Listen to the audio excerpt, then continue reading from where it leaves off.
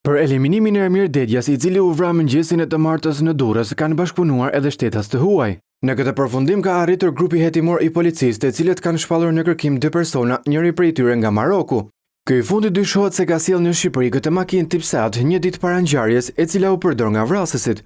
Ekspertët e hetimit të krimeve në Durrës kanë arritur të lidhin pamjet e kamerave të sigurisë së portit ku evidentohet makina Seat që mbërriti në vendin tonë nga shtasi maroken. Ai është larguar nga vendi pas krimit, kur policia ende po kryente verifikimet paraprake në vendin e ngjarjes. I dyti që është shpallur në kërkim është një shtetas shqiptar i cili dyshohet se siguroi kushtet e tjera për vrasësit. Edhe ai sipas policisë rezulton se ka dalë jashtë vendit, më konkretisht drejt Italisë. Grupi hetimor është në pritje të përgjigjes së analizave nga policia shkencore për provat që gjetën dhe sekuestruan në makinën e djegur në fshatin Gërdec. Për zbardhjen e vrasjes së 29 vjeçarit Ermir Dedja janë duke u ndjekur disa pista.